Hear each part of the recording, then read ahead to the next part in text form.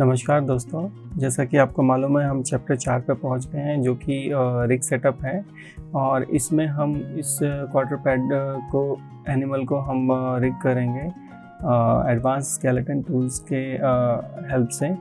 और left side में जो आप पैनल ओपन देख रहे हैं वो एडवांस स्केलेटन टूल का पैनल है, जिसमें सबसे पहला जो पार्ट आता है उसमें हमें जो हमारा मॉडल कंप्लीट हो चुका है, जो एबेक्स मैंने एक्सपोर्ट कर दिया है अनफोल्ड के बाद, उसको इंपोर्ट करूँगा एज अ रेफरेंस फाइल। सो इसमें सबसे पहला काम है एज अ रेफरेंस फाइल में सीन को इंपोर्ट करूँगा मॉडल को। उसके बाद जो सेकंड पार्ट आता है उसमें अगर आप बॉडी वाला पैनल देख रहे हैं लेफ़्ट साइड में, तो उसके अंदर अगर आप आओगे तो फिट स्केलेटन एक ऑप्शन नज़र आएगा। उसके अंदर मैंने एक कैट का सेटअप मैंने यहाँ पे उठाया है और उस कैट के सेटअप को मैं यहाँ पे अपने मॉडल के शेप के अकॉर्डिंग मैं यहाँ पे प्लेस करूँगा। तो अब जैसा आप देख रहे हो कि मैं लेग वाले पार्ट पे उसके लेग्स को मैं सेटअप कर रहा हूँ यहाँ पे। और मैंने राइट व्यू चूज़ किया है इसके लिए कि प्रॉपर तरीके से मैं यहाँ पे सारे बोन्स को शेप के अकॉर्डिंग प्लेस कर सकूँ। सो कुछ टाइम तक मैं इसकी बोन्स की प्लेसमेंट करूँगा यहाँ पे। और सबसे इम्पॉर्टेंट चीज़ है कि आपको बेसिक नॉलेज बोन होना ज़रूरी है। बोन्स के बारे में आपको बेसिक इन्फॉर्मेशन होना ज़रूरी है कि कोई भी डिफ़ॉल्ट बोन सेटअप जो होता है माया के अंदर जो भी हम क्रिएट करते हैं वो एफके बेस्ड होता है, फॉरवर्ड काइनेमेटिक्स बेस्ड होता है। और इसके अंदर जो हम सेटअप बनाएंगे अभी आगे जाके उसमें आईके भी इसमें इंक्लूड होगा। सो अभी मैंने कुछ रेफरेंसेस ओपन कर लिए हैं जिससे मेरे को आइडिया लग जाएगा कि इस चीता का जो बोन स्ट्रक्चर होता है वो किस तरीके से होता है। इसलिए मैं उसके बोन को कहाँ प्लेस करूँगा ये जानना बहुत ज़रूरी है कि बोन सेटअप जो होता है वो किस जगह पे प्लेस करना ज़रूरी होगा बोन को, क्योंकि अगर बोन की प्लेसमेंट गलत होगी तो फिर आगे जाके एनिमेशन भी ख़राब हो जाएगा और वो अनरियल लगेगा। क्योंकि चीता का जो बोन स्ट्रक्चर है वो हमें समझना बहुत ज़रूरी है। इसके लिए मैंने लेफ़्ट साइड में एक रेफरेंस भी ओपन करके रखा हुआ है, जिससे कि मुझे आइडिया मिलेगा और एक हेल्प मिलेगी कि किस तरीके से मैं कहाँ पे कौन से बोन को मैं प्लेस करूँगा। यहाँ पे अभी मैंने स्पाइन बोन को मैं अभी सेट कर रहा हूँ, जिसके लिए मैंने 4 बोन यहाँ पे रखे हुए हैं स्पाइन के लिए। एंड ये स्कैपुला है, इसको भी मैं यहाँ पे एडजस्ट कर रहा हूँ यहाँ पे। और फ्रंट व्यू से भी मैं देखूँगा कि इसकी पोजीशन कहाँ है। सो पैरेलली मैं राइट व्यू से और फ्रंट व्यू से काम कर रहा हूँ और बोन की मैं प्लेसमेंट वगैरह फिक्स कर रहा हूँ यहाँ पे। सो अभी हम बात कर रहे थे आईके और एफके की। सो आईके और एफके बहुत इंपॉर्टेंट होता है कि आईके के बारे में पता होना और एफके के बारे में पता होना। सो हमारा बॉडी जो नॉर्मली अगर हम देखें आईके के एग्जांपल, अगर हम एफके के एग्जांपल लेते हैं तो जैसे हम नॉर्मल वॉक कर रहे हैं तो जो एनर्जी जो जनरेट हो रही है हमारे शोल्डर से जनरेट हो रही है वो उसको हम एफके कंसीडर करते हैं, फॉरवर्ड काइनेमेटिक्स। लेकिन अगर हम किसी चीज़ को पुश करते हैं, किसी चीज़ को पुल करते हैं तो उसमें जो एनर्जी होती है वो एकदम रिवर्स होती है। उसमें आपका जो एनर्जी होता है वो रिवर्स काम कर रहा होता है। इसको इन्वर्स काइनेमेटिक्स कहते हैं। तो इस टाइप के कंडीशंस होते हैं हर एनिमेशंस के अंदर क्रिएट होते हैं, क्योंकि नेचुरल लाइफ में भी इस टाइप के कंडीशंस क्रिएट होते हैं। तो एनिमल्स में, ह्यूमन बींग्स में, सब में ये कंडीशंस क्रिएट होते हैं। इसके लिए ही ये आईके सेटअप और एफके सेटअप को हम साथ में लेके चलते हैं। तो इसमें भी जो ये रिग सेटअप होगा इसमें दोनों सेटअप्स होंगे, आईके और एफके, और इसके स्विचेस भी होंगे, आईके एफके स्विचेस। अगर आपको एफके एनिमेशंस बनाने हैं तो आप एफके स्विच ऑन करके एनिमेशन बना सकते हैं, और अगर आईके बनाना है तो आईके बना सकते हैं। तो इस में मैं आगे जब कंट्रोल बनेगा तो इसमें आपको समझाऊंगा कि कहाँ पे आपको स्विचेस मिलते हैं जिससे कि आप स्विच कर सकते हैं आईके एफके को। तो अभी मैं ईयर वाले पार्ट के बोन को मैं अभी प्लेस कर रहा हूँ। और सबसे ज़रूरी है कि जो बोन की प्लेसमेंट होगी, आई वाले बोन की जो प्लेसमेंट होगी वो आई बॉल के एक पिवट पॉइंट पे बिल्कुल सेंटर पे होनी चाहिए। तो उसके लिए मैंने क्या किया है, एक लोकेटर ले लिया, इस लोकेटर को स्नैप कर दिया है मैंने आई बॉल के पास, और अब मैं उस बोन को स्नैप करूँगा लोकेटर से। जिससे कि एकदम अलाइनमेंट सही हो जाएगी। और इस सेटअप के अंदर ईयर वाला पार्ट आई गेस मुझे अलग से बनाना पड़ रहा है, जो कि आप देख रहे हो कि यहाँ पे मैं राइट साइड का ईयर बोन मैंने क्रिएट किया है यहाँ पे, और उसको मैं हेड बोन से कनेक्ट कराऊंगा। नेमिंग कन्वेंशन बहुत ज़रूरी है। जब आप रिग करते हैं तो उसमें आपको पता होना चाहिए कि आप कौन से बोन पे स्किन पेंट कर रहे हैं। इसलिए हमें सबसे पहले जब रिग सेटअप बनाते हैं उसमें हमें बोन का नेमिंग करना बहुत ज़रूरी होता है।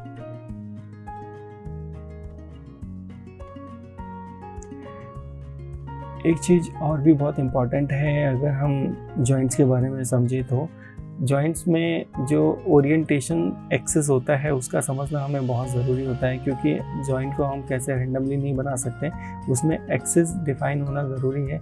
कि अगर आपने लेग के पार्ट पे अगर जॉइंट्स को डाला है या ईयर के पार्ट पे जॉइंट्स को डाला है, कहीं भी डाला है, तो उसका रोटेशन किस डायरेक्शन में है।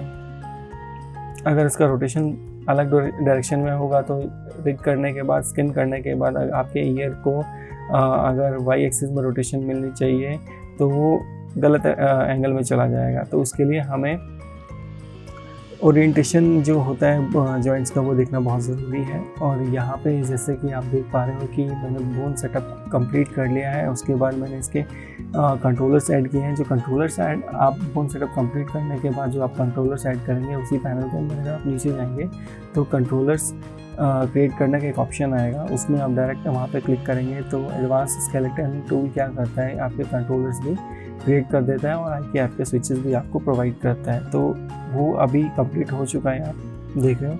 अब मैं कंट्रोल कर्व्स जो है एक ऑप्शन दिख रहा है आपके सामने, उससे क्या कर रहा हूँ कि इस जितने भी जो कर्व्स हैं, इसके जो शेप्स हैं जो कि कर्व क्रिएट हुए हैं वो एज अ कंट्रोलर क्रिएट हुए हैं। इसमें कई कर्व्स हैं जो बॉडी के अंदर हैं, जो कि अगर हम मैश को अगर हम ओपेक करेंगे तो यहाँ पे हमें वो कंट्रोलर दिखाई नहीं देगा, तो हम उसको एनिमेट नहीं कर पाएंगे।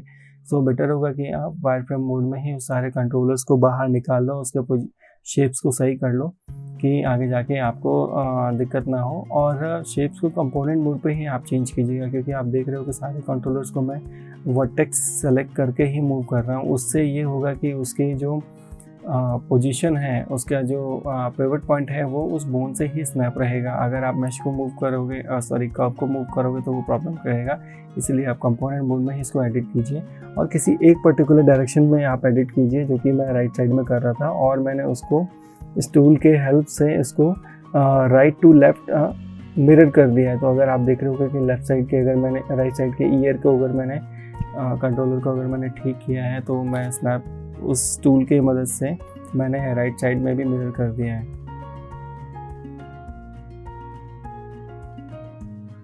सो अभी मैं कंट्रोलर सेट कर रहा हूँ। तो कंट्रोलर सेट हो जाने के बाद जो हमारा नेक्स्ट पार्ट आएगा, मैं चेक कर लूँगा सारे बोन सही से काम कर रहे हैं कि नहीं कर रहे हैं, आई के स्विचेस सही से काम कर रहे हैं कि नहीं कर रहे हैं। उसके बाद जो नेक्स्ट पार्ट आएगा वो आएगा स्कैनिंग का। तो अब हमारा रिग सेटअप कंप्लीट हो चुका है। अब हम नेक्स्ट स्टेज पे पहुँचेंगे, जो कि है स्कैनिंग।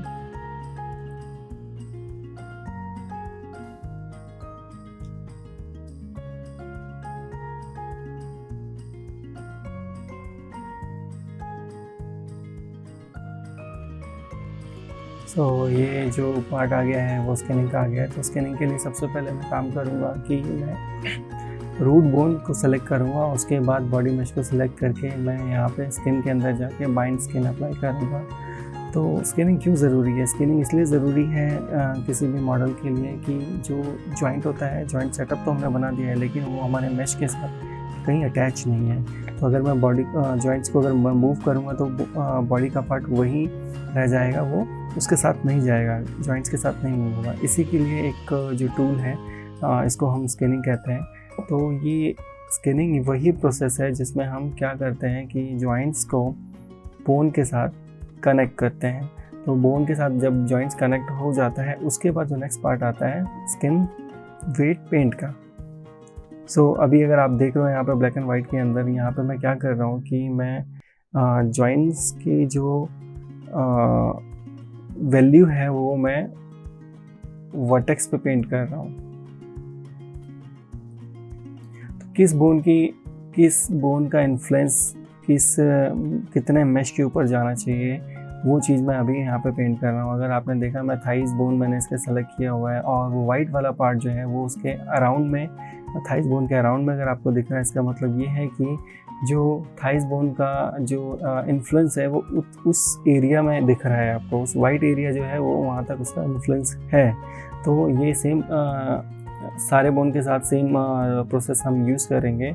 और एक इम्पॉर्टेंट चीज़ ये है कि जब भी आप स्केलिंग करना स्टार्ट करो, किसी एक बेस से स्टार्ट करो, या तो आप बिल्कुल बैक से स्टार्ट करो या बिल्कुल स्टार्टिंग से स्टार्ट करो, क्योंकि पैरेलली हम इसको कंप्लीट करते हुए जाएंगे तो आगे जाके कोई प्रॉब्लम नहीं होगा। और हमेशा ध्यान रखना कि जब जो बोन का अगर आप वेट पेंट कर देते हो मैश के साथ, उस बोन की इंफॉर्मेशन को आप लॉक कर सकते हो। वो बहुत ज़रूरी है लॉक करना वहाँ पे। तो राइट साइड में टूल सेटिंग्स में आप देख रहे हो, वहाँ पे जो जॉइंट हायरार्की है उसके अंदर एक लॉक का साइन भी है, और मैं वही करता जा रहा हूँ। जैसे अभी आप देख रहे हो मैं टेल वाले पार्ट पे हूँ, और जो मैं पेंट कर रहा हूँ उसके बाद मैं उसको लॉक कर रहा हूँ। कि लॉक इसलिए कर रहा हूँ कि कल उसके बाद अगर मैं किसी और जॉइंट पर मैं पेंट करूँ तो वो जॉइंट की इंफॉर्मेशन जो है वो कहीं और ना चली जाए, इसके लिए मैं उसको वहाँ पे पेंट कर रहा हूँ।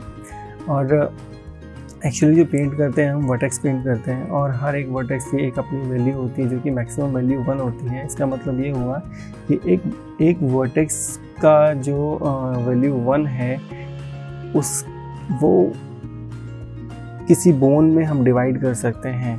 ठीक है, अगर 0.5 वैल्यू मैंने दे दी एक बोन को, 0.5 वैल्यू मैंने दूसरे बोन को इंफॉर्मेशन दे दी उस वर्टेक्स की, तो इसका मतलब ये है कि अगर मैं उस बोन को मूव करूँगा तो थोड़ा सा वो मैश उस बोन की तरफ भी जाएगा, और अगर मैं दूसरे बोन को मूव करूँगा तो थोड़ा सा मैश उसकी तरफ भी जाएगा। तो ये इम्पॉर्टेंट है हमको समझना कि एक वर्टेक्स की मैक्सिमम वैल्यू कितनी होती है, क्योंकि 1 से ज़्यादा वो नहीं जाएगा, 1 से कम जाएगा, लेकिन उस वर्टेक्स का जो इंफॉर्मेशन है वो किस बोन पे है वो जानना बहुत ज़रूरी है।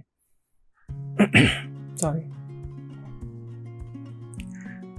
तो ये मैंने बिल्कुल फास्ट फॉरवर्ड कर दिया क्योंकि ये बहुत लंबा प्रोसेस था, तो मैं नहीं चाहता था कि कोई आप लोग इससे बोर हो, इसलिए मैंने इसको थोड़ा सा फास्ट फॉरवर्ड कर दिया है, और मैं बेसिक इन्फॉर्मेशन आपको इसको दे ही रहा हूँ। एक चीज़ और है कि हमें पता कैसे चलेगा कि ये जो वेट है वो सही से पेंट हो रहा है कि नहीं हो रहा। तो उसका एक प्रोसेस होता है कि जिस भी पार्ट पे आप पेंट कर रहे हो तो उस पार्ट को आप एक बेसिक कीज़ लगा के देख लो। मैंने क्या करा है, बैक वाले पार्ट पे जो कंट्रोलर्स है उसमें मैंने उसको एनिमेशन दिया है, ऊपर की तरफ मूव किया है, और उसके बाद मैं चेक कर रहा हूँ कि जो मैं वेट पेंट कर रहा हूँ उसकी इंफॉर्मेशन प्रॉपर जा रही है कि नहीं जा रही है। इसलिए मैं जब एनिमेट करते टाइम उसको दिखाई देगा आपको कि वो मैश कैसा डिफॉर्म हो रहा है शेप। अगर शेप अच्छे से डिफॉर्म नहीं हो रहा इसका मतलब उसमें बोन की वैल्यू जो है वो सही से मैश के ऊपर नहीं आई है। तो ये जान लेना हमारा बहुत ज़रूरी है। तो धीरे धीरे इस प्रोसेस को हम आगे बढ़ाते हैं।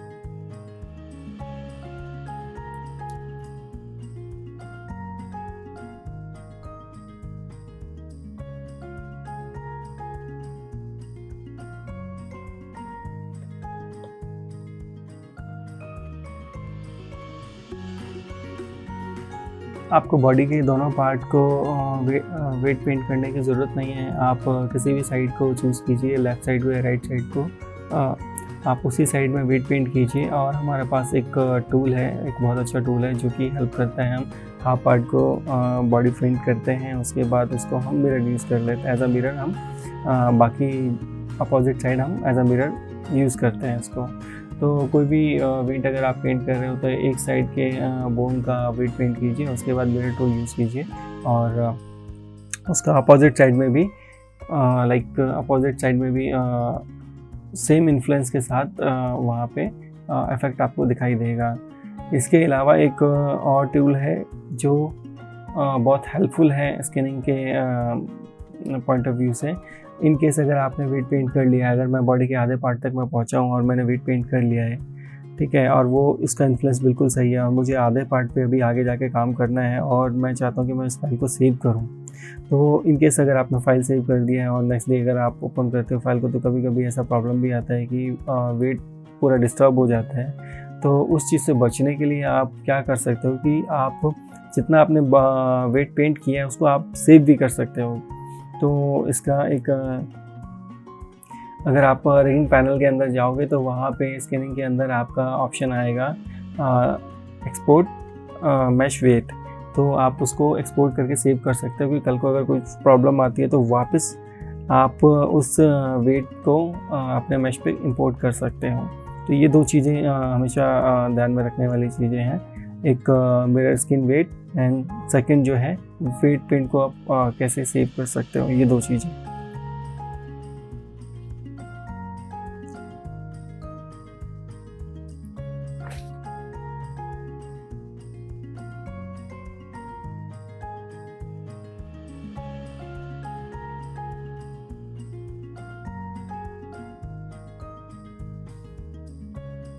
सो ऑलमोस्ट मैंने अपना स्किन वेट पेंट कर लिया है और मैं अब मैनुअली सारे कंट्रोलर्स को मूव करके चेक करूँगा कि सारे वेट का इन्फ्लुएंस सही से आ रहा है नहीं आ रहा, क्योंकि आप देख रहे हो कि अभी बिल्कुल एकदम स्मूथ वेट पेंट मैंने कर दिया है। और मैं सारे कंट्रोलर्स को ऊपर नीचे आगे पीछे करके चेक करूँगा कि सही में वेट कहीं प्रॉब्लम तो नहीं कर रहा है। और मुझे लगता है कि मेरा वेट अभी इस सही से पेंट हो चुका है। स्कैनिंग का जो पार्ट है ऑलमोस्ट कंप्लीट अब हो गया है। सो इसके बाद अभी हम नेक्स्ट पार्ट पे पहुंचेंगे, जो कि फेशियल रेक होगा।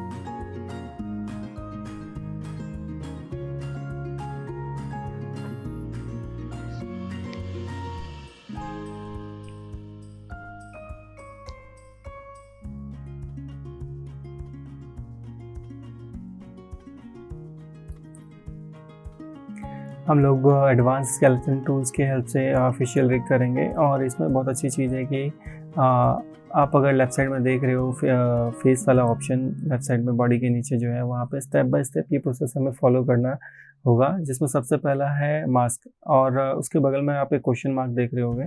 तो उस क्वेश्चन मार्क पे अगर आप क्लिक करोगे तो आपको पूरी इन्फॉर्मेशन मिलेगी कि इस वाले स्टेप में आपको क्या करना है। तो इस वाले स्टेप में बेसिकली आपको फेस का जो पार्ट है, जो चीता का जो फेस है उसका क्या कहते हैं फेस सेलेक्ट करना है हमको, जो मैं अभी आप देख पा रहे हो कि मैं उतना पार्ट उसको सेलेक्ट कर रहा हूँ। और सेलेक्ट करने के बाद मैं इसको एक इन्फॉर्मेशन दूंगा इसको, और वो मैंने मास्क पे क्लिक कर दिया तो वो सारी इन्फॉर्मेशन जितना भी पार्ट हमने वहाँ पे फेस सेलेक्ट किया था वो चली गई है। जो सेकंड पार्ट आता है नीचे फेस वाला, उसमें मैं पूरे बॉडी को सेलेक्ट करके उस पर इन्फॉर्मेशन दूंगा। थर्ड वाला है ऑल हेड। ऑल हेड के अंदर मैं क्या करूँगा, सारे ऑब्जेक्ट को सिलेक्ट करके उसको असाइन करूँगा वहाँ पे। उसके बाद ये प्रोसेस बिल्कुल सिंपल है और नीट एंड क्लीन है, जिससे आपको आइडिया लगता चला जाएगा। और आपके पास एक उन्होंने ऑप्शंस भी दिए हैं क्वेश्चन मार्क वाले, जिसमें आप चेक कर सकते हो कि आपको नेक्स्ट स्टेप क्या करना है। तो जैसा कि मैंने सारी चीज़ें असाइन कर दी हैं और अभी मैं पहुँच गया हूँ आपका आई बॉल पे। जब मैं आई बॉल को प्लेस कर रहा हूँ तो यहाँ पे एक प्रॉब्लम आ रही है। अब वो प्रॉब्लम किस वजह से आ रही है वो एक बार हम चेक कर लेते हैं, क्योंकि एडवांस स्केलेटन रिग के लिए जो ऑब्जेक्ट का पिवट पॉइंट है वो 0 होना बहुत ज़रूरी है। तो यहाँ पे मैं आके मैं एज अ रेफरेंस फाइल इसको यूज़ कर रहा हूँ, जो कि मैंने पहले भी आपको बताया था कि रिगिंग के लिए मैं एज अ रेफरेंस फाइल ही यूज़ करूँगा, क्योंकि कोई भी चीज़ें चेंजेस करनी होंगी तो मैं उस रेफरेंस फाइल के अंदर जाके मेन जो सोर्स फाइल होगा उसके अंदर जाके मैं एडिट करूँगा। तो यहाँ पे भी मैं वही कर रहा हूँ। यहाँ पे जो रेफरेंस फाइल में मैं चला गया हूँ, सब सारे पिवट पॉइंट मैंने चेंज कर दिए हैं इसके, और उसके बाद वापस से मैंने रीलोड किया है। यहाँ पे रेफरेंस फाइल को इंपोर्ट नहीं किया, रीलोड किया है इसको। सो अब दोबारा चेक करके देखता हूँ कि ये प्रॉब्लम दोबारा तो नहीं आ रही कहीं। तो मैं अभी वापस से आई बॉल क्रिएट करूँगा यहाँ पे, और ये अभी भी प्रॉब्लम क्रिएट कर रहा है। इसका मतलब मुझे लगता है कि कहीं ना कहीं इसका नेमिंग जो है वो कॉन्फ्लिक्ट हो गया है वहाँ पे। सो पहले जो मैंने नेम रखा था आई बॉल्स का, वो राइट अंडरस्कोर आई बॉल रखा था और लेफ्ट अंडरस्कोर आई बॉल रखा था। तो ये नाम जो है वो कॉन्फ्लिक्ट हो रहा है इस स्क्रिप्ट के इनके स्क्रिप्ट से। सो बेटर होगा कि मैं उसका नाम चेंज कर दूँ। तो मैंने अभी अगर आप स्क्रीन पर देखोगे तो मैंने उसका नाम चेंज कर दिया और अब वो अच्छे से काम कर रहा है यहाँ पे। अब उसके नीचे वाले प्रोसेस पे आ जाते हैं, जिसमें हम सारी इन्फॉर्मेशन दे रहे हैं आई आउटर लिड की, आई लिड मेन की, आई इनर लिड की, सो लिप आउटर की। तो ये बेसिक इन्फॉर्मेशन हमको उसके कर्व्स को सिलेक्ट करके यहाँ पे देना है। और आपके साइड में भी जो ऑप्शन है वो हमेशा आप ओपन करके देख लीजिए कि आपको आइडिया लग जाए कि आपको नेक्स्ट स्टेप क्या करना है इसके अंदर। तो फेशियल एक्सप्रेशन के लिए मैं सारे ये इन्फॉर्मेशन यहाँ पे प्रोवाइड कर रहा हूँ इस टूल को।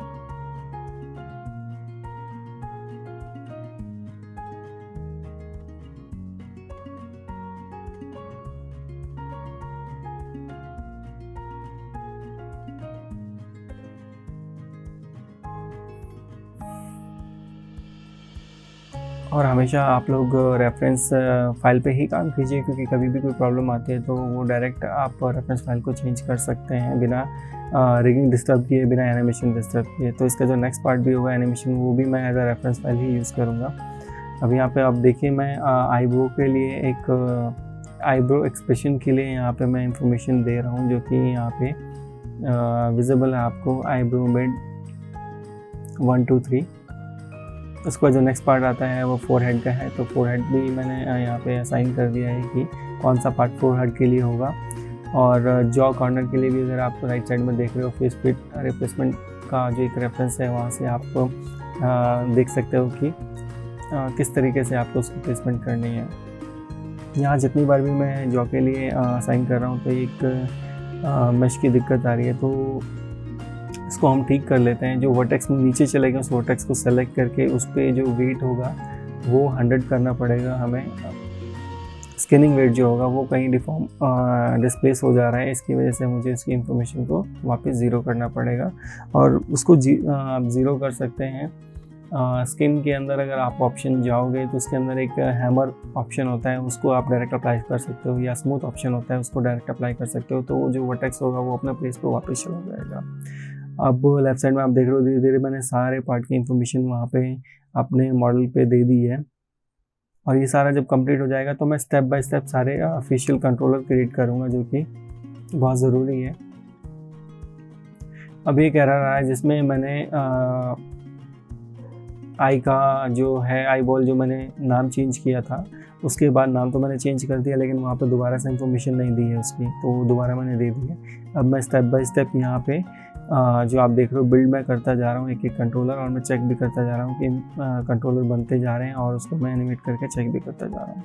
तो ये टूल बहुत हेल्पफुल टूल है, वो आपको गाइड भी करेगा कि किस तरीके से नेक्स्ट स्टेप आपको करना है, और इसका बेसिक ट्यूटोरियल भी आपको उसके साइट पे जाके आपको मिल सकता है। सो अभी मैं जॉ वाले पार्ट पे इंफॉर्मेशन पेंट कर रहा हूँ, जॉ बोन के पार्ट पे, क्योंकि इसमें फेस ओपन आप देख रहे हो, और यहाँ पे मैं इसका जो कंट्रोलर बनेगा उससे पहले मेरे को ये इन्फॉर्मेशन देनी है। तो मैं यहाँ पे थोड़ा सा वेट पेंट कर रहा हूँ यहाँ, जो कि ज़रूरी है जॉ को ओपन होते टाइम।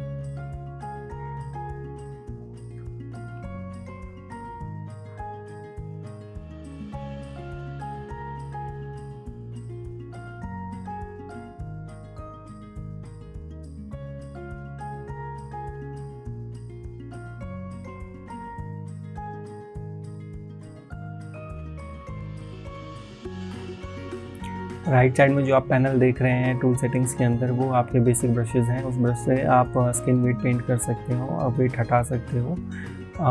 इसके बारे में आप डिटेल में यूट्यूब पे सर्च कर सकते हो कि ये टूल में पर्टिकुलर एक एक ब्रश का क्या रोल होता है और किस तरीके से इसके टूल्स काम करते हैं।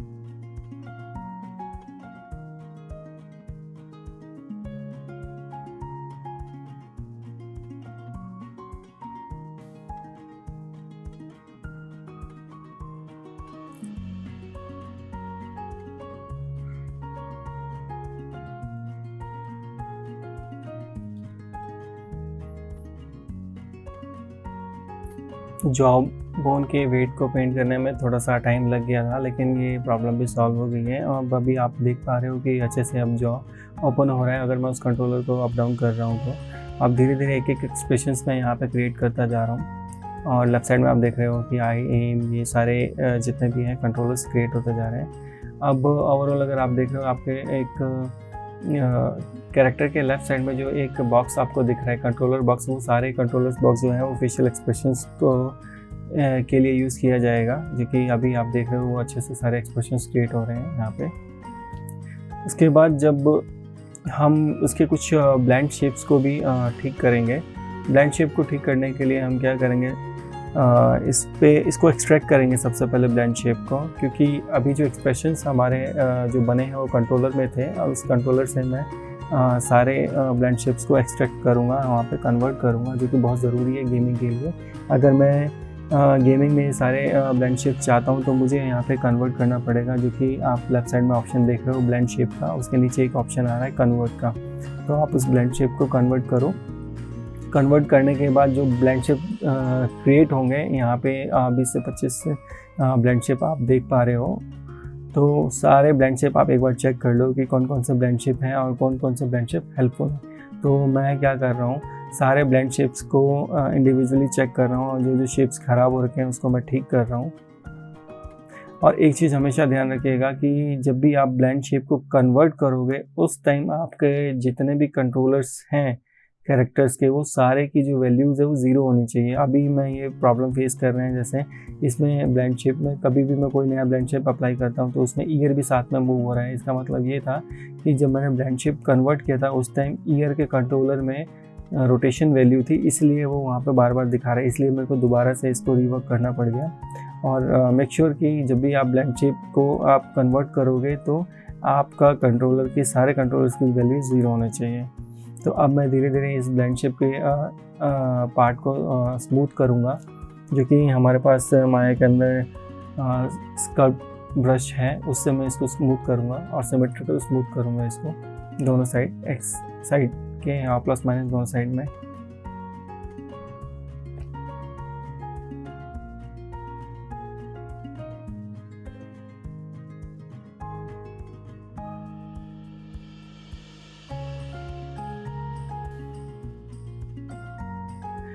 आप देख पा रहे हो कि जो बेसिक एक्सप्रेशन है उसको मैं थोड़ा सा एक्सेजरेट कर रहा हूँ। जैसे हैप्पी में मैंने उसके माउथ वाले पार्ट को थोड़ा सा और ऊपर मूव किया था, सरप्राइज में मैंने थोड़ा सा आईब्रोज को और ऊपर किया था। तो आप अपने रिक्वायरमेंट के हिसाब से यहाँ ब्लेंड शेप को चेंज कर सकते हो।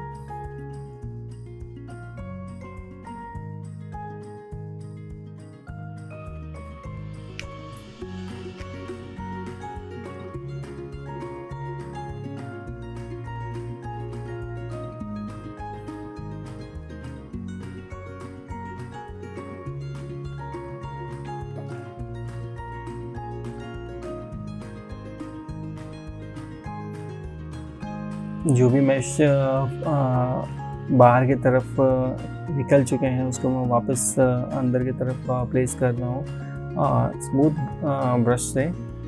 और आई ब्लिंकिंग का जो ब्लेंड शेप है वो भी मैं एक बार चेक कर लेता हूँ। दोनों साइड को थोड़ा सा मैं नीचे क्लोज कर दूँगा जिससे कि अंदर वाला आई बॉल नज़र ना आए। तो लेफ़्ट और राइट दोनों साइड को मैं इंडिविजुअली मैं शेप को ठीक करूँगा। तो अभी मैं राइट साइड को मैं ठीक कर रहा हूँ, उसके बाद मैं लेफ़्ट साइड को ठीक करूँगा।